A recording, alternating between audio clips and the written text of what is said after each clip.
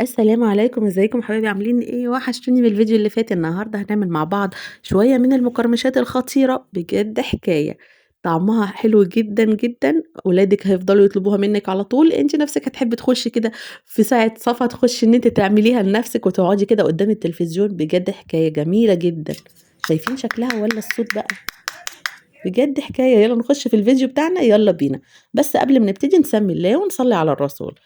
يالّا بقى أول حاجة معايا هنا نُص كوباية من الذرة بتاعة الفشار، هاطحنها كويس جدًا في مطحنة الخلاط، وابدأ إن أنا أصفّيها في المنخل، شايفين زي ما أنتم شايفينّي كده، أنا عايزة 3 معالق كبار من الدقيق اللي طلع ده، اللي هو دقيق الذرة، عليهم 3 معالق كبار من النشا نفس المقدار، و5 معالق كبار من الدقيق، شايفين المعالق بتاعتي أنا مالياها هرمية، هابدأ بقى كده أبدأ التوابل بتاعتي عبارة عن نُص معلقة من التوم البودر الصغيرة، ونُص معلقة بصل باودر، ربع معلقة شطة، كمان معلقة صغيرة ممسوحة من البيكنج باودر، ونُص معلقة من الكاري، ومعلقة صغيرة هرمية من التوابل، أي توابل بقى أنتِ حابة طعمها من عند العطار، وهنبدأ إن إحنا نعجن بكوباية إلا ربع من المَيّة، مَيّة عادية من الحنفية بتاعة المطبخ، تمام؟ هانزل هنا الدقيق ممكن بقى على حسب نوع الدقيق بتاعِك يحتاج شوية كده، بس هي العجينة بتبقى طرية وجميلة وناعمة زي ما أنتِ شايفاها كده.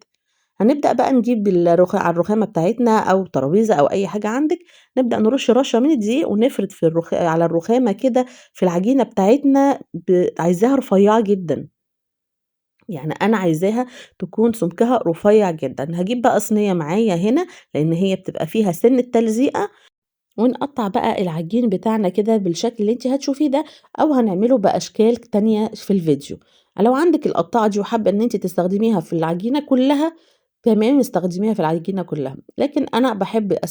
باستسهل إيه، موضوع السكينة بتبقى سهلة على طول، تمام؟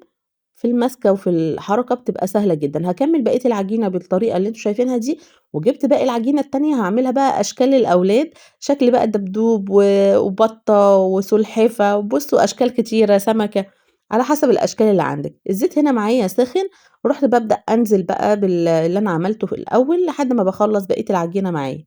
شايفين؟ بافضل بقى إيه أقلّبها كده بتلاقيها بتتنفخ وبتبقى جميلة ومقرمشة بطريقة مش طبيعية. بجد طعمها يعني الولاد عندي بيبقوا مبهورين بيها كل ما باعملها وبيطلبوها بالاسم، يا ماما اعملي لنا عشان خاطرنا المقرمشات. في ثواني هتكوني عملتِ لولادِك أحلى مقرمشات كده جنب شوية فشار بقى في سهرة يوم خميس بتبقى جميلة، جميلة، جميلة. شايفين بقى أبدأ أقليه ما بياخدش معاكِ أي وقت خالص، هنا بقى عملت لهم أشكال أسد وعملنا كل الأشكال، أنا على فكرة دي أشكال الصلصال أنا باجيبها وباخدها وباسيب لهم الصلصال هم يلعبوا بيها، والأشكال دي عندي بقى لها سنين السنين